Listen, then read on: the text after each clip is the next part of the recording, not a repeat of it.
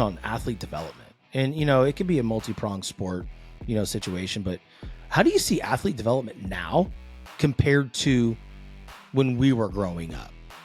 Yeah, it's just getting way too specialized, in my opinion. And I think that's going to lead to, and I shouldn't even say think, it already has led to stress fractures in certain areas just from Mm. overexertion on certain areas. And look, travel baseball, travel basketball. I live in Louisville, Kentucky. There's over 6,000 travel baseball players in this city. There might be 20 that end up getting a college scholarship, but everyone's selling that dream, and now everyone's got to do it because everyone else is doing it. Well, your family's going to be different.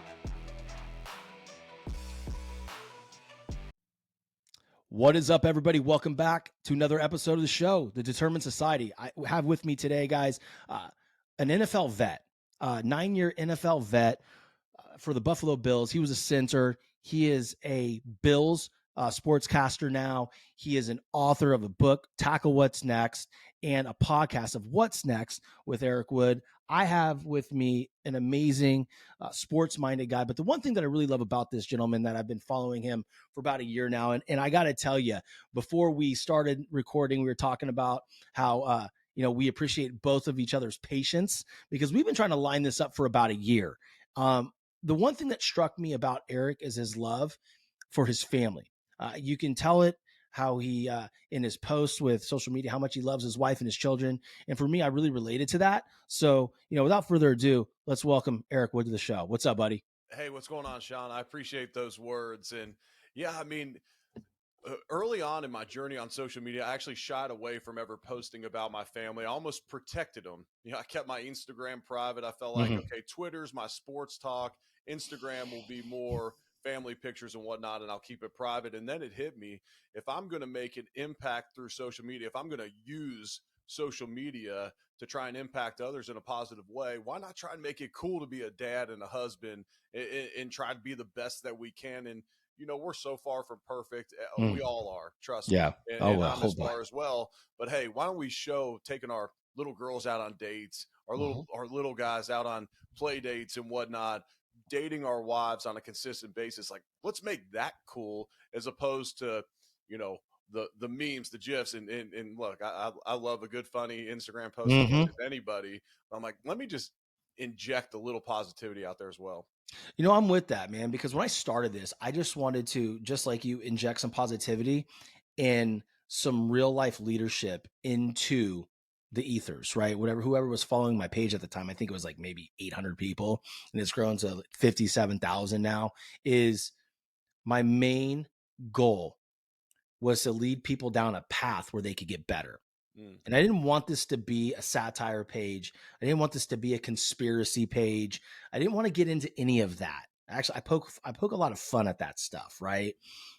In a lot of my episodes, I'll include a little satire. You might hear it here today. Who knows? But the biggest thing, like your point, is let's show these people that we're actually human beings, right? With feelings, and we have wives and we have children. And the coolest part about being a human being is the connections and the family members and friends that you have. Why not show it, right? Right. But I can tell you, there's times, man, there's times where I'll put stuff out there, and to your point, wanting to protect your family, is I've had random people get on my post and say, "Ooh, I love a man in uniform," and it was my 9-year-old son. And so at that point, it's like, right away, I feel violated, and I'm like, man, I'm not protecting my family. And then the other thing that happens, I don't know if you've had this, a lot of fake pages. Yep. It hasn't happened since I've been verified, but before that, dude, they would make 2 to 3 fake pages of me a week, and right there on the front was my kids and my wife. And so that's the risk we take.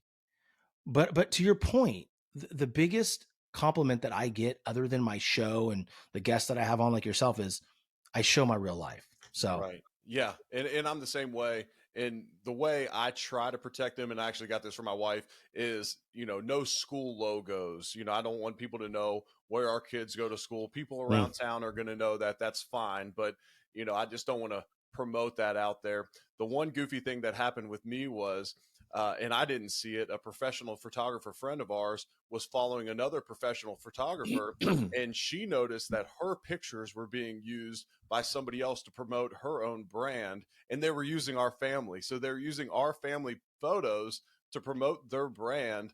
One, like they took them, that's a lie. And then two, like they're just using my platform essentially and my Mm. cute kids and beautiful wife to promote themselves. So that was the only issue we've had with it. But you know, to your point, with all the bad, and you know, the internet is just full of you get the whole spectrum of people out there. But it's amazing. My audience has gone from so many 25 to 65-year-old males that follow sports, kind of that ESPN audience we Hmm. talk about all the time when I was working for the network. And now there's so many there's probably a majority of women that comment on all my stuff. And you know, I don't take value in comments and Sure. likes, but I try to appeal to those people because part of my brand is a social media platform. And so Yeah. it's Yeah. amazing how many women that appeals to, and then that broadens your audience. Well, you're handsome. All right. So, if I Well, I like your appreciate stuff. That's why I appreciate like your stuff, because you're handsome. So, it's funny that you mentioned that, because it leads into something that, I heard on the Burn with Ben Newman with you. When you come into the league in draft day, right, you have a couple options, and you talked about this. You could focus on the things that really, really matter. And like you did, was earning that second contract early, right? Or you can focus on being a social media brand. And right. to your point, Tom Brady didn't start his TB12 until he had 5 championships. So he came in with that resume of success. Um, at what point did you realize, like, okay, now it's time for me to shift into building this social media brand? Because one, I'm ready to, or I've already, had, the level of success to support what I'm doing now.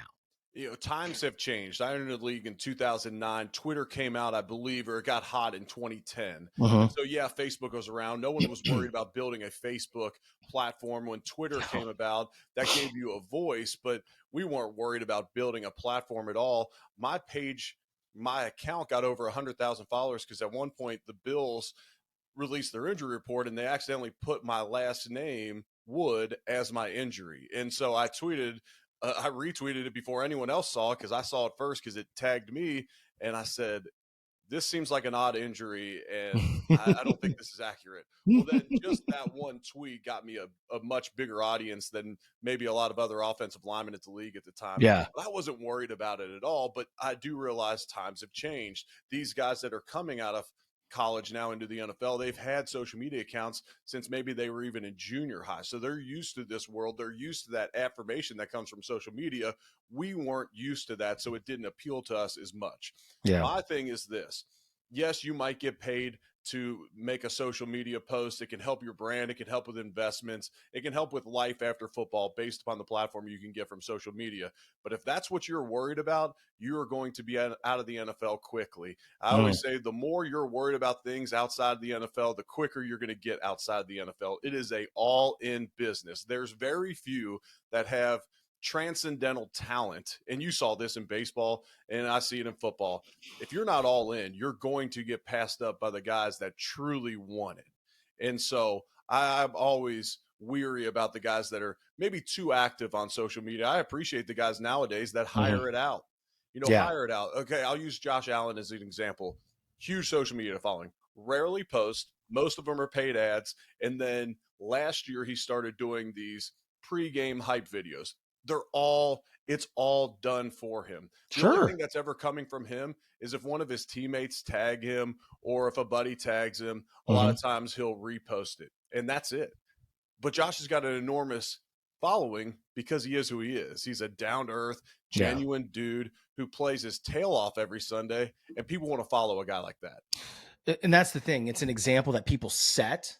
They can feel that excellence just through a TV screen, Right. right? It's like, this dude right here is the deal, and Josh Allen's a dude. I mean, Yeah. like, straight up dude. And I think that's an important thing to really, I guess, separate, right? Because some athletes, like to your point, are just sitting there on their phones and social media. They're the ones posting, they're going live. I see it with these college football players constantly. Mm-hmm. and particularly my alma mater. And if the people that are listening and watching this just dig a little deeper, you know where I went to school, you could find it, right? I see it a lot, and it's just a focus, right? It's like when they decide to enter the transfer portal, when they decide to enter the draft, it's this big elaborate post, and it's like, what are we worried about here?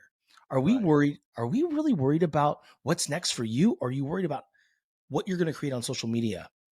Right. And I tell these guys, and I did performance coaching for a college for a season. And it's amazing as I talk to their coaches, they would often say they're more worried about what people are saying on social media after their game than what we tell them the next day, because that's where they're getting all their feedback is through Mhm. social media. And this isn't picking at this current generation of college No. athletes. If I was exposed to the same things when they were in junior high, I'm sure I would be the exact same way. It's surrounding them at this point with people that can give them sound advice. And what I would always tell them, Right. and for anybody listening out there, because I understand we're not talking to a group of collegiate athletes out there that are aspiring to be NFL players or MLB players or NBA players, there may be some, but the majority are not going to be those people. I always tell people, you use social media. Don't let social media use you. And so you can be whoever you want to be on social media. You Mhm. can promote whatever you want to promote. But the second that you start filling your cup up personally because of the feedback that you get from social media, now it's using you. If you're mindlessly scrolling and wasting time and no productivity throughout your day, then it's using you. If you're not paying for a product, you are the product. They are using you and they're trying to use you. Now, if you're intentional about it, you can use the platform to spread a good message. You could raise money for philanthropic purposes. You can also create a platform, but that platform doesn't need to come from spending 5 hours a day on social media. It can simply come from being a beast in whatever field you're in, whether that's sales, whether that's being the top neurosurgeon out there like a Dr. Amen, who is a buddy and has a tremendous following now, or a beast on a field or a court. That's how Mhm. you get your following, and that's what people want to follow and pay for as well. People aren't lining up to stroke big checks to people that are constantly promoting things, that are constantly doing things. They want a Josh Allen, they want a Tom Brady, Mhm. who seems not as easy to attain. I think it's a great point because nowadays you see somebody always holding up something. Like I see these college baseball players holding up a different product every day. It's like, okay, it's cool. Like I remember being in college, and again, to your point, brother, like if we were playing college football or college baseball right now, we're growing up in a different culture, different era, right? Right. We may be subject to that because I can remember sitting on my couch in college, right, in Baton Rouge, school's paid for, but like I had no money. Right. Like my friends wanted to go out, wanted to go get food. I had to call mommy and daddy, like, hey, I'm broke. Like so I understand it now. Like I get it, but it's also still very um agitating to me that it's gone that way. It's Right. like, it used to be when I was at LSU playing baseball, it's like the only thing you had to worry about, and it was a big thing, trust me, was winning a national championship. Mm-hmm. But there was no Facebook. Like, dude, we played when there was no, I don't think there was, I don't recall it. Facebook came like 2 years after I graduated. So maybe there was MySpace, but I didn't mess with it. I don't Right. know. I think it's different times, man. Yeah, I heard this recently. Mm-hmm. And Facebook came about when I was in college, but prior to Facebook coming about, the only thing you were worried about is if someone had a Polaroid camera and if they printed them out and made doubles. And I'm also telling guys nowadays, like, this is a different era. This Yeah. is a different era. You can be exposed at any situation because of this phone. It can be text messages that you send, you think they're innocent, boom, all of a sudden now it's blown up and anything can be taken out of context. And Mm-hmm. then obviously the cameras on the phone can get you in trouble at any point. And your reputation, I always say, it takes 4 seconds to create an impression and 4 years to change it. As soon Mm. if the first thing that someone sees is you partying at a bar, it's going to take you 4 years to change that. If it's, God forbid, these cases of these guys that get on video in violence against women, that's you for the rest of your life. That's irreparable. Yes. Yeah. And so just understand this is a different day and age, and anything you do is going to be amplified and posted. No, absolutely. And, I want to touch on athlete development. And, it could be a multi-pronged sport, situation, but how do you see athlete development now compared to when we were growing up? Yeah, it's just getting way too specialized, in my opinion. And I think that's going to lead to, and I shouldn't even say think, it already has led to stress fractures in certain areas just from Mm. overexertion on certain areas. And look, travel baseball, travel basketball. I live in Louisville, Kentucky. There's over 6,000 travel baseball players in this city. There might be 20 that end up getting a college scholarship, but everyone's selling that dream, and now everyone's got to do it because everyone else is doing it. Well, your Mm-hmm. family's going to be different, I hope. Yeah. And we Yeah. pride ourselves on being different, and we say that all the time. Woods are different. I Yeah. don't care what everyone else is doing. We're different. But nowadays, people are specializing way too early. If you would have made me choose as a freshman in high school one sport, I would have chose basketball. I ended up growing a few inches, but growing many more inches wider, and end up Mm-hmm. as a first round draft pick in football. When you're allowing these kids or forcing these kids to choose one sport too early, you're often limiting them in their development, what they could become. And all the sports, it all translates. The skill sets that you learn in basketball translate to the football field. The movements in baseball, the bending, the power, the torque, all of Mm-hmm. that converts to other sports, and we're really stripping our kids of it, and we're going to get them burnt out. Yeah. I always say I wasn't a starter on our high school football team until I was a senior, and most people would say, "Wow, you missed a lot of great opportunities. You could have went to a bigger college, this and that." I'm like, look, I didn't take unnecessary hits, which happened every year on a football field. And I also wasn't burnt out. I got to college and I was excited. I also didn't have a ton of bad habits either, because I didn't have that many reps to even gain that many habits. So I came into college like a sponge, as opposed to some of these people that were playing spring ball, then 7-on-7 in the summer. Then they're doing fall camp. Look, they get to college, they're burnt out. Football's not special to them anymore. I can speak on this from experience, not football. Well, I did have a short stint on the football field. That shit hurt too much, bro. Like, I'm gonna tell you right now, Yeah, you I got to be a little specialized sick. too You got to soon. be a little sick to understand that. Like, Yeah. yes, I might light this dude up, but it's gonna hurt me too. Oh man. I listen. I specialized way too soon. I mean, and that was me. Like, that was my choice, right? I wasn't this great athlete. I was the kid that was getting season PE because I couldn't do a pull up. I couldn't run a mile or a super lap, what they call it. Mr. Dorn was my PE teacher, and he told my parents, "Your son will never amount to anything as an athlete." And I said, my response was, when my parents told me, I was like, "Well, we haven't had the baseball unit yet. What's he know?" And as soon as we had the baseball unit, obviously I was an athlete. Right. But I tried playing football my freshman year in high school, and I had these visions like, oh, I'm going to sack quarterbacks. I want to play, defensive end. I'm just going to light these dudes up. No, like the moment you put on pads and a helmet, just having the pads and the helmet on hurt. Right. Like, you have to grow those muscles in order to hold that helmet up.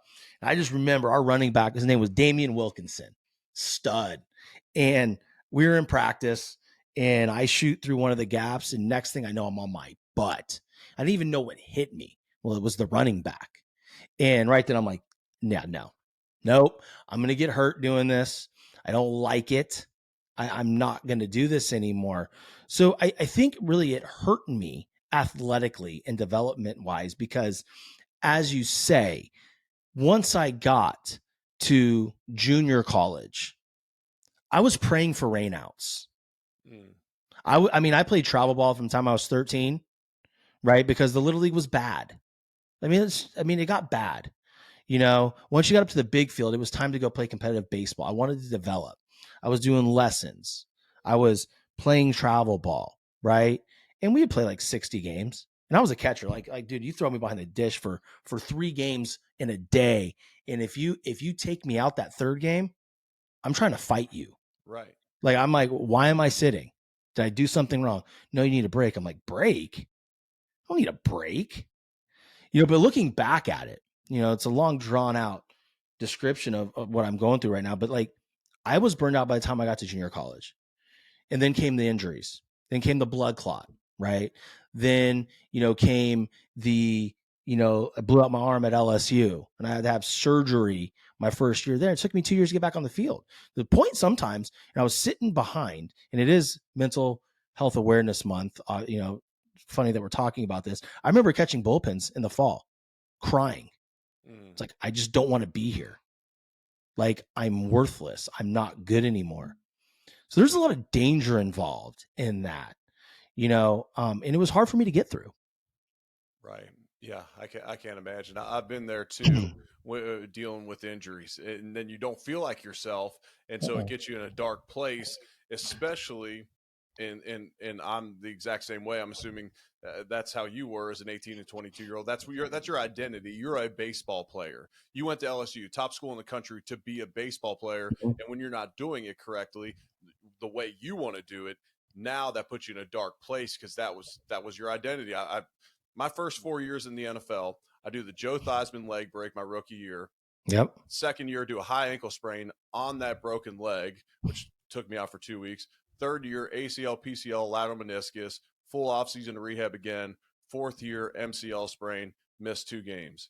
That's my first 4 years in the league. And I'm sitting there as a first round draft pick thinking, am I a bust? Like, I know when I am playing, I'm playing okay. I'm not playing up to my standard because my entire offseason is rehab, not trying to get better. It's just trying to get back on the field. Yeah. But I'm sitting there thinking, I might be one of those busts. Like, then the Bills signed me to a contract extension. I play 52 straight games, which is the most for any active center in the NFL. I took a very playing time incentive-based contract, understanding that, look, if I'm on the field, I deserve to be top 3 paid in the league. If I'm not, then I don't. That's fine. I'm good with that.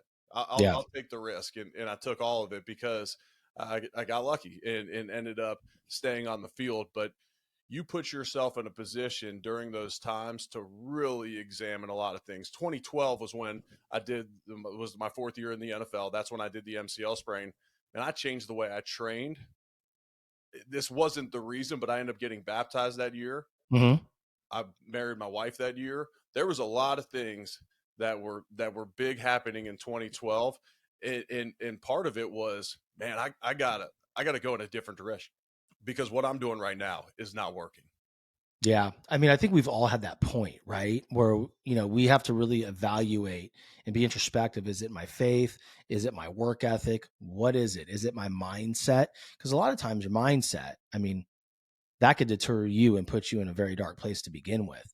And for me, what happened is I was just not getting it anymore. Like, I would compare myself. The moment I walked on campus at LSU, I mean, dude, I belong there. But then in my own mind, I'm looking at, oh, that guy just won the College World Series last year. I'm like, what's up, bro? I know who you are. Like, I felt less than when I was there to do the same thing as them. If I didn't belong there, I wouldn't have been there. Right. So I think there's, for me, and a lot of that has to do with programming as, in childhood, right? I was always told that if I failed there, or if I didn't make it to the major leagues, I was a bust because I didn't have any other skills. My dad looked me straight in the eye. It's like one of those moments where you're, the scariest thing as a 13-year-old is working on a car with your dad. And he asks for like a socket wrench and you hand him like a hammer and it's just all over, right? Like you're just cooked. Yeah, but in school they're teaching us like long division that you'll never use. Yeah, sorry to cut you. Don't ask me to do that still to this day, right? And so for me, getting there, it was in the back of my mind, like, bro, if you fail, you're done. You're cooked. You're never going to be anything. And, a lot of that's on me at some point, right? As I grew up and I matured into an adult, having a child, now 3 and a husband, is I have to control the narrative a little bit. Those limiting beliefs are always going to be there. But what am I going to do with them, right? How do I take my skills, which back in the day, maybe my skills weren't going to translate to anything, right? Maybe my dad was right. Instead of me being mad at him, maybe he was right, because now my order skills are taking me somewhere, right? My ability to make relationship with people has led me to an amazing sales career, right? Always top of my organizations.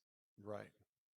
But back then, I was just thinking, man, I just sucked. And to your point, like when you say, what if I am a bust? Like to this day, and this is the hardest thing for me to admit, it, I look at myself as a bust on the baseball field, and that is tough to deal with. And I'll tell you why. I am not treated the same as some of those prolific athletes at LSU. People I played with sometimes don't even like respond to me. And it sucks, man, but it is what it is. It is what it is. And it's what you do with that. Like just like you said, it's what you do with that comment from your dad. Mm-hmm. It's what you do with all the adversity that comes your way in life. That's what defines you. It's not your career at LSU. If you would have gone on and had a fine major league career, maybe you don't have the drive to now be the top of your companies and transition Mm-hmm. from another industry and do it again and be in the top 10 again. Yes, I do my research before I come on these things. And when you do have a podcast that impacts so many, you Mm-hmm. likely don't have any of these things if you don't have the mindset to say, hey, yes, that's fine. My baseball career did not work out how I wanted to. My Mm-hmm. career ended in the NFL, not how I wanted it to. And that's fine. What am I going to do with that now? That's what defines you. No, I appreciate that. And thank you for, acknowledging and doing background. Not a lot of guests do that. They come on with a self-serving, not all of them, but some of them.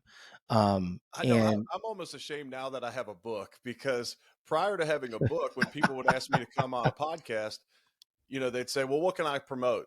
I said, man, I'm just here for you. I'm here to serve you and your yeah, listeners, whatever you want. I'm yeah, an open book. yeah, But now that I have a book, it's like, well, what can I promote? Well, you could push the book, which you already did in the intro. We don't have to do it yeah. again. We'll put a link in the show notes to where they can go buy the book. But I like it because I'm looking at it right now. It's in the background. Tackle What's Next. That's a very great title. The copy of my book is titled, you know, um, Unstoppable, the High Performance Mindset. It was a book about how I built my sales career. I really enjoy because I look at that title, I'm like, tackle what's next. Your career ended, and we can get into that. Your career ended in a way that you didn't want it to. In fact, it was a surprise. It was like, wait a second, what? So you in your own life had to tackle what's next when you weren't ready to. So I love the metaphor there, in the book. But, why don't you tell the audience that may not know how your career ended? Because to me, it's a very interesting story.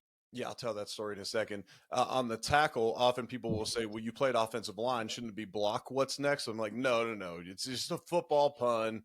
It is what it is. But you're not trying to block what's next. Peanut gallery. And pancake what's next, or Yeah. any other O-line isms aren't going to work nearly as well No. as tackling what's next in life. But Yeah.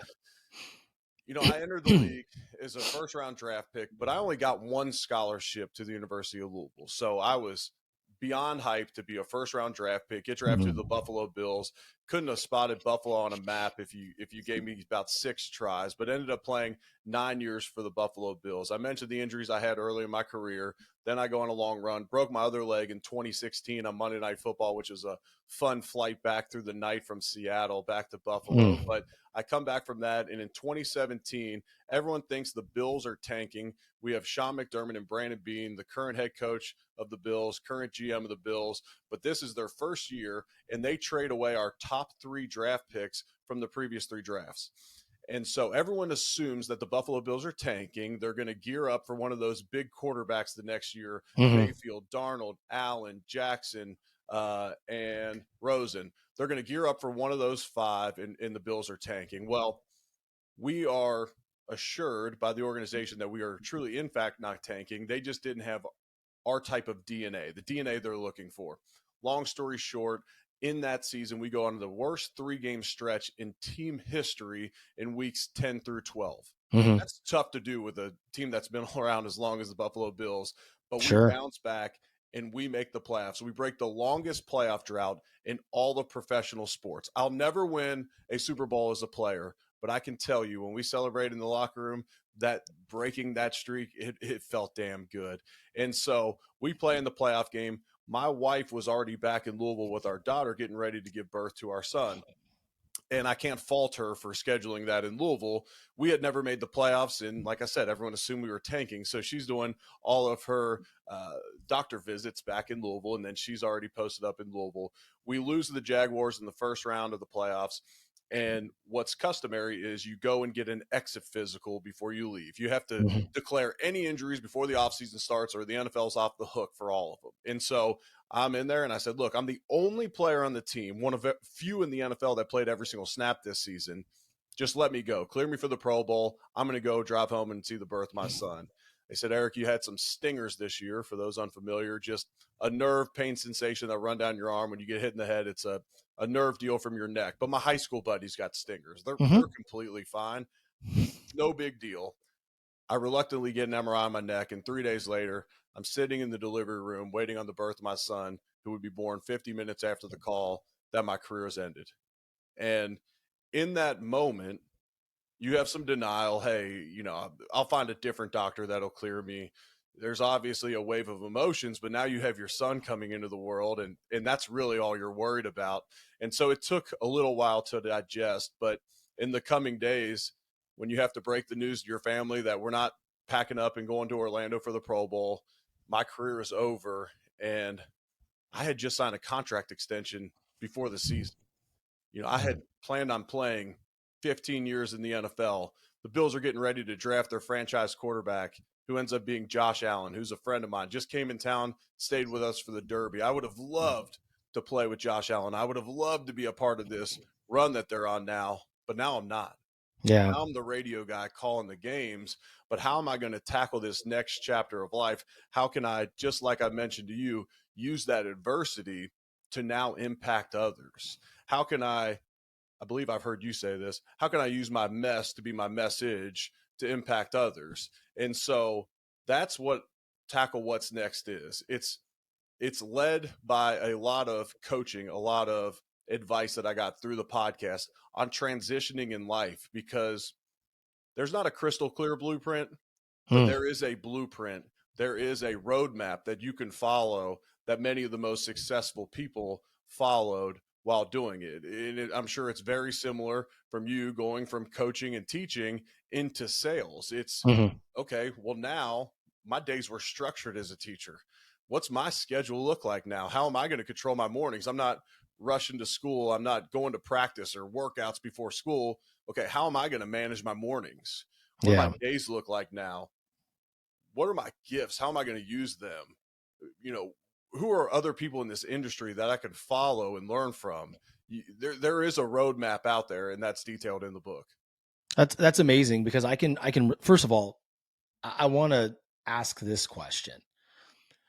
How did you manage your emotions in that 50 minutes? I mean, was that your first child? Second child. Second child. Okay. So you're about to have a child. You're in the delivery room with your beautiful wife. You get this call. Did you say anything to her? So we knew, like I had gotten a text message, and we knew that some news was coming. Got it. We did not know. We did not assume. My assumption was it was going to be surgery. That was my assumption. I'm going to have to get another surgery. Oh my gosh, another offseason with a surgery. You know what? I'll crush it again. It Here is we what go. it is. Yeah. I got the news. I looked at my wife sitting in the hospital bed, and I didn't cry for about 30 something years till I did some EMDR training last year, and it just completely rocked my world. And now I can cry just hearing a good worship song at church, or just looking at my daughter. I could shed some tears. But I looked at my wife, I couldn't speak, and I just gave her a thumbs down. And actually, the nurse, who's a friend of a friend, commented on a recent post of mine that was detailing this out. I had a clip from another podcast I appeared on telling the story. Mm-hmm. She responded and she said, I was in there, and that was beyond emotional. So my wife's crying. There's two nurses in the room, and the other nurse goes to my wife, honey, it's going to be okay. It won't hurt that bad. And my wife looked at her and said, it's not about the baby. It was so funny. Thinking back on it, it wasn't that funny at the time, but all I could Yeah. give her was a thumbs down. And there was a lot of emotion through that time. But when the entire time you're trying to wrestle with, okay, if faith and family and friends, if those are truly the most important thing, then when football gets taken away, is it that big of a deal? And yes, it is. It's a career I worked my entire Sure. life for, but you're Sure. just wrestling with so much internal emotion of, the guilt of, I'm so blessed. And, I played longer than I should have, coming from a one scholarship offer going to college. Mm-hmm. Okay, why am I not satisfied with this? And to this day, I still am not. You intro me and say this is 9-year veteran Eric Wood. In my mind, it should have been 6 Pro Bowls. It should have been 15 years in the league, still playing. Yeah. Yeah. Oftentimes when I do speaking engagements in the fall, I'll say, in my mind, I shouldn't be here.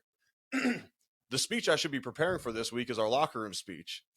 That's, in my mind, that's where I'm at. But I get to be here now. Mm-hmm. God had different plans for my life. And this is not a doom and gloom podcast. There are so many blessings that came from my career ending. I mean, financially, signing a contract extension before the season, I was the second highest paid center in the league the following year, and I didn't play. We had just built our dream house in Louisville, and now we get to spend all year round and not just a few months a year in this house. 2 beautiful, healthy kids born just at the end of my career that I get to enjoy so much more time with them than I would have if I would have kept playing. And beyond it all, I mean, I would have truly played till the wheels fell off. I loved ball, and I didn't take it for granted, and I hated the guys who did, and I worked my tail off. And now that the Bills are good, like, at what point would I have said, man, I don't want to do this anymore? Yeah. I mean, you're playing with a rock star and Josh Allen. The head coach and the GM are 2 of my really good friends. The ownership is incredible in Buffalo. Like, when would I have walked away? And so I just played till the wheels completely fell off. It's interesting because you said something about, I don't know, maybe 15 minutes ago. Like, you said something like, now I'm not a part of it. I'll never win one as a player. It's hard to look at it like this, right? Because you are a part of it, right? You're just playing a different role in it, right? And you're still connected with the organization. You're a broadcaster for the Bills network. I mean, like this is it's a big deal, and that says a lot about your character, that you're still infused in that culture and that organization. But to your point, man, it is hard. It is hard to look at it when you talk about faith, family, and friends is it. That's exactly all that matters. But when we're tested and got, we're put, some adversity on our lap, and we have to figure out how we're going to navigate that. Like, it's a real thing. Like, yes, faith, family, and friends, that's truly what matters, right? But also our career, it also matters. And, I can remember when my career ended in college. It wasn't, anything like you. It was just pretty uneventful. It was 18 at bats my senior year, and 22 appearances behind the plate after I rehabbed for 2 years, and finally got on the field when my coach said I'd never play. I'm like, I'm a failure. Or I could think of, I proved him wrong 18 times in the batter's box and 22 times behind the dish. He said never. He said never. I walked into that year as a 6th string player. I ended up being the backup. Is it a success? Not in my mind, right? To me, like, I'm 44. My career should have ended 4 years ago. I get that. The concept's in your book, though, right? And you talk about, how do you implement, right? There's a roadmap in there. I think the great answer is, and I haven't read your book and I need to get one, I want to read it, is you take the same things that you did as an athlete and you implement them into your adult big boy life. If you don't have scheduled workouts in the morning, get up and go do them, right? If you plan your workouts, plan your work day, right? Like, all these things that we learn as an athlete is super important for us to move forward in our life. And to your point, tackle what's next. We have to use those things, man, because if we don't, then you're not where you're at. Right. Right. And that's detailed in there, and I won't spoil it all, but it starts off with examining your gifts. If you're a baseball player, you have to examine your gifts. If you're a pitcher, know your strengths and weaknesses and play to them. As you step out of sports, as you make any type of transition in life, okay, what's my skill set and how can I use it? If you don't understand what your gifts are, ask somebody else, because oftentimes people recognize your gifts more than you can recognize them yourself, especially if you're tougher on yourself. And it just goes through many different stories, examples, being coachable. Any type of transition in life, you need to be coachable. And there's life coaches, there's executive coaches, but then there's also your boss if you're not stepping out as an entrepreneur. Mm-hmm. There is people that are further along that you can truly learn from. Now, when you're in sports, being coachable, that's one of the greatest assets that you can have. If you want to stick around in the NFL, don't repeat mistakes. As soon as you start repeating mistakes in the NFL, you are gone. I promise. Mm-hmm. You're just gone. And so there's many of those detailed out in the book. That's impactful, man. Know your gifts, right? And a lot of times when you see, sometimes you have to ask others. It's funny because when I decided I wanted to do a podcast that is now a TV show as well, is I didn't know what my brand was. I didn't know who I was. I still hadn't figured it out, right? And I did something very risky. An acquaintance of mine, Natalie, she goes, I want you to post a photo of you on your stories. And I want you to say, what's the first word that comes to mind when you see me? Or when you look at this picture? That was scary for me. Right. Almost, I mean, it was scarier than flipping the camera around the first time and putting a video out on like social media. I'm like I look back, I'm like, ugh, like, wow, that was bad. Today it's a lot different, right? I've practiced. I won't say I haven't perfected it by any stretch of the imagination, but I've worked at it. And it was right after I completed multiple rounds of 75, right? And excuse me, about more than half of the responses were determination, or coach, or my friends would say like funny things like douchebag, idiot, like, like, well, thanks guys. That's, Right. text me with that. This is useless. But no, man. So like, I didn't know. And I sat there and I looked at it, I'm like, determined. Okay. I can see that. But what am I going to do with it? And I sat there and I'm just like struggling with it. Like, what do I want out of life? Just like as a whole, what do I want for people, not from them, but for them? And I was like, I just want to wake up in a determined society where people just get up, put their best on, and go out there and chase their dang dreams. I was like, determined society, I don't like it. It's missing something. So I put the in front of them. Like, there it is. That's the show. But I had to ask. Right. Yeah, because often others will realize that for you. I like the society aspect of it. Like, okay, we're in this together. We're a group. I just think there's power in groups. I am a firm believer in the Jim Rohn quote, you're the average of the 5 people you spend the most time with. It's overused because it's true. Yeah. You want your income to go up, surround yourself with 5 other people whose income is higher and watch their habits rub off on you, and you will be then determined, you'll be driven to make more money based upon those habits, what you learn from them. If you want to get in shape, surround yourself with 5 people that are in better shape than you, and it's going to be very convicting when you go to grab a cheeseburger and they're eating lean protein and veggies and fruit. It just is what it is. Yeah. You want to get better at anything in life, surround yourself with people that are ahead of you. I don't like to play golf with people that are worse than me. And, it happens plenty, but I want to get better. I want to learn from people. A lot of times I'm playing with guys that are 3 other guys that are better than I am, and I'm learning from them constantly. And so that's how I try to just push everyone along. And look, as an NFL player, you're surrounded by other NFL players. So the average of the 5 people you spend the most time with are going to be 5 NFL players. I only play with one guy that's currently in the Hall of Fame. There may be others that get voted in, but right now, the only guy I played with that's in the Hall of Fame is Terrell Owens. I had Terrell Owens on my pocket. Yeah, T.O. Now, look, I played with him when he was a longtime vet, and, he was matured by that point and all that. But, man, he treated me so good as a young cat. But I'll say this. I asked him on my podcast, I said, what were your favorite chicken wings in Buffalo? He said, I never had any. I said, T.O., you don't like chicken wings? He said, no, I love chicken wings. I just wasn't there to eat chicken. I was like, there you go. That's a different mindset. Okay, so there's a difference between just surrounding yourself with 5 guys in the league and surrounding yourself with a Hall of Famer, because T.O. is going to make you feel real bad about your body real quick because he is jacked and lean. Still. Yes, he is so strict about his diet, his sleep, everything in his life is strict. Okay, Well, he's going to make you feel worse about your actions if you're not living up to that standard. Yeah. Surround yourself in the locker room with the Hall of Famers, and you'll be driven like them. Surround yourself with the guys that are a bunch of fringe NFL players that party all the time, and that'll rub off on you as well.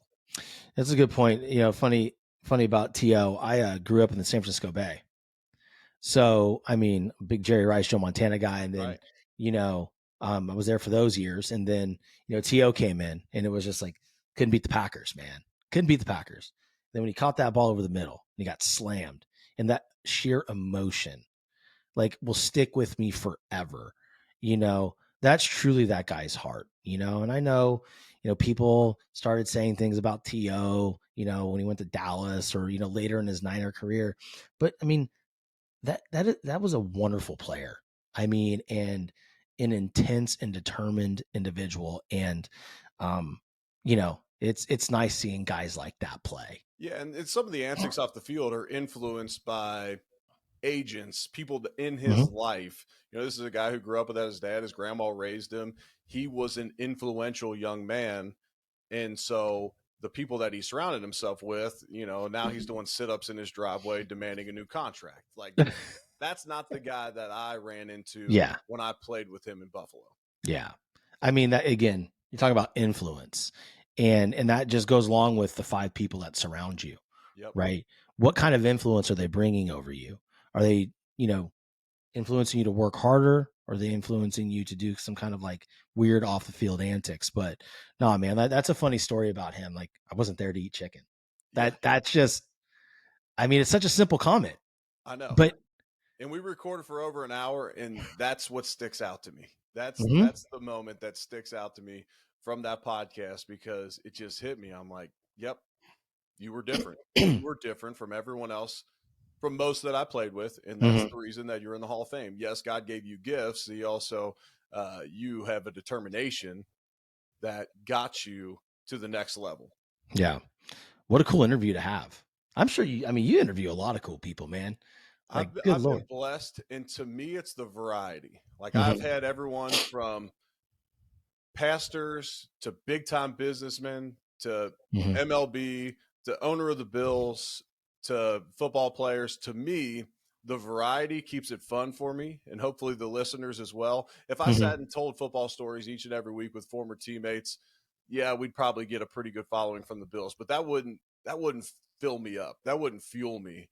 I feel like oftentimes when I complete a podcast, that's a 1 hour coaching session that I just got, and I got to script the interview. I got to script the session to figure it out for me. Have a Ben Greenfield who might be at the top of the health and fitness world, but I get to ask him, he's long-winded, maybe 5 questions in an hour, but I get to ask him questions that benefit a former NFL football player that banged his head into someone 30,000 times, that wrecked his body playing a sport for a living, but I get to craft an interview for that. And so to me, that's what's special about the podcast world.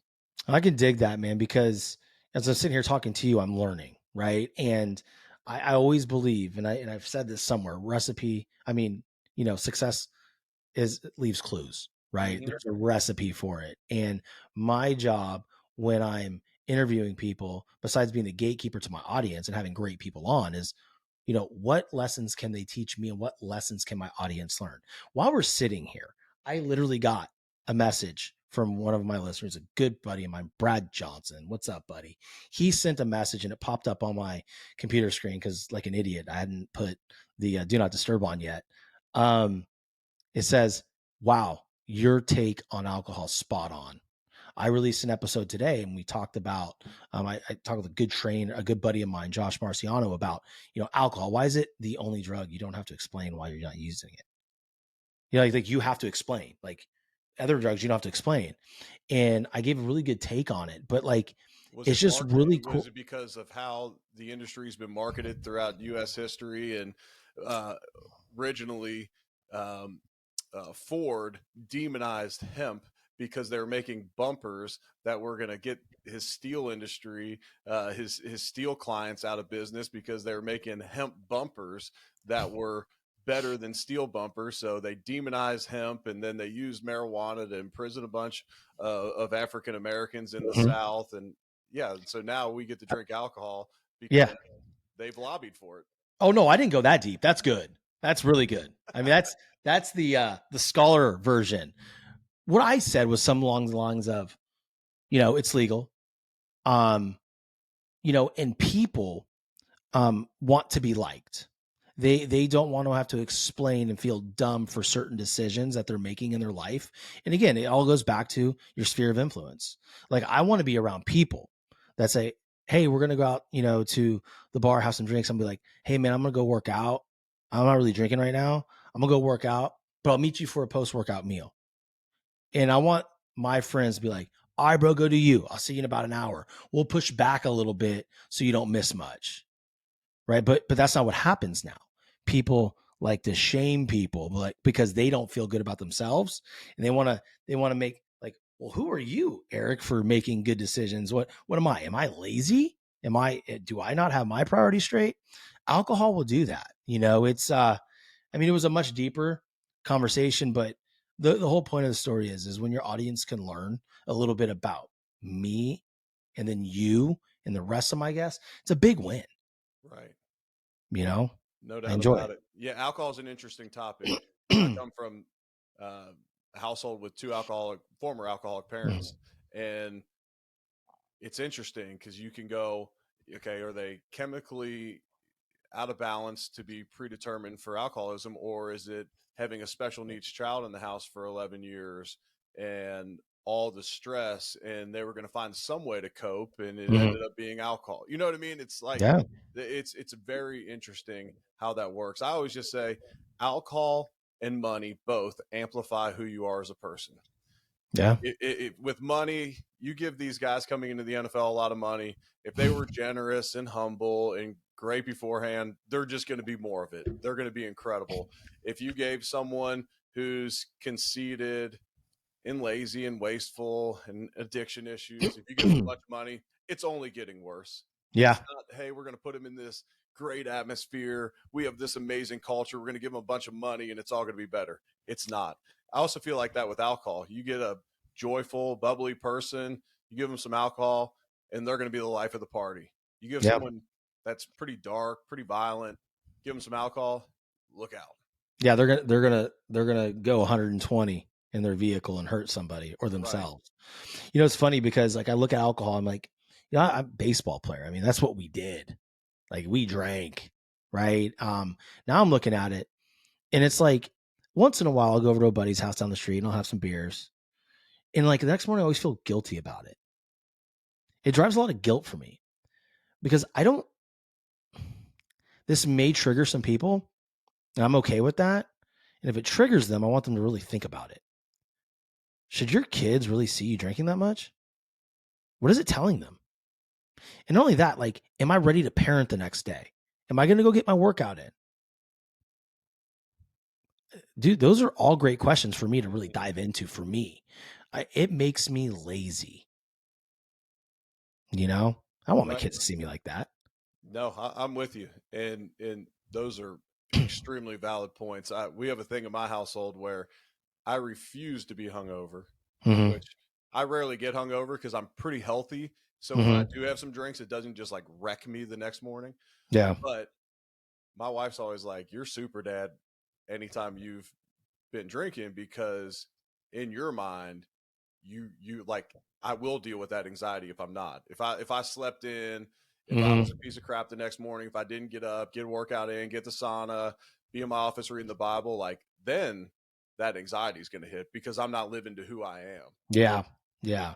That's very important, for people to really understand that aspect of it. It's not just as simple as like, well, today's just going to be a cash. Like, no, dude. Like, no, if it's taking you out of your standard of who you are as a person, then really look at it, limit it. So that way you can be functional the next day. Right. And then ask yourself, if you've had 5 or 6, but you need to push the 7, 8, what are you hiding? What are you running from? Right. What are you masking? And so for me, that was the take on the alcohol. So, but look, man, I appreciate you, dude. And this has been an amazing conversation. I'm not surprised. It's been a very authentic and, like, just, value add for the audience. With that being said, you mentioned a couple times that you've done, some speaking and some executive coaching. I have a lot of listeners who are entrepreneurs and, some coaches for some sports teams at a higher level. Are they able to book you for certain events like that? And how would they go about doing that? Yeah, absolutely. Go to ericwoodmedia.com and you can reach out through there. I'd be honored to speak. I enjoy it. I limit the amount of times I do it. So when Mm-hmm. I do commit, I'm all in. I protect my schedule. I got young kids. I work pretty hard in the fall, doing media work, covering football. But I'll say this: I enjoy using my platform now. And look, if you would have asked my wife when I was playing in the NFL, like, what's Eric like to do? And she would say, sit around with his buddies and talk. And that's kind Yeah. of how I feel about those speaking gigs. I get to Yeah. talk with people, I get to pour into people.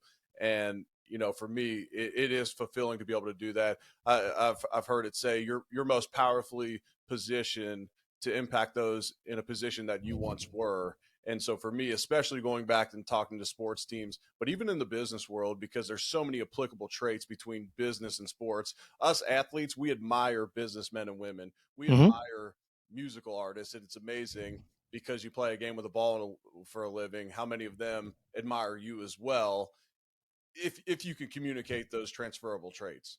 Absolutely, man. Absolutely. And what I'll do too is I'll have that info in the show notes. They can go through, click on your website and, book you. But dude, man, I just really appreciate you. And thank you so much for coming on the show. Like I said before, guys, before we were recording, it's like a year in the making. It is. Um, my schedule, his schedule. We both have, families, and I'm just grateful that we got to do it. And the timing was perfect. And I think the conversation was better now than it would have been a year ago. So I can live with that. Yeah, no doubt about it. And what's great about you is as soon as I said, "Hey, brother, your Calendly doesn't work for me. It's all in the evenings," we made it happen the next day. That's the type of dudes we are. We're gonna We, get it done when we put our yeah, I mind mean, to hey, it. we're not here just for show, right? We're like, if we can make something work, we're going to make it work. And that is a lesson to everybody watching or listening.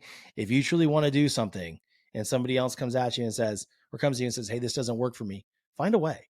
If not, you're just somebody else that just likes to talk about things and not do them. There was no shot I wasn't finding something available to do with you. There's plenty of time during the day, right? So here we are and we did it, and amazing episode. So I appreciate you, buddy. No, my man, brother. Appreciate you, your platform, what you stand for. It's an honor to be on. Appreciate it, man. We'll stick around for one quick second. And with that being said, y'all, get out there, chase your dreams, have a plan, and don't let up. Chat soon.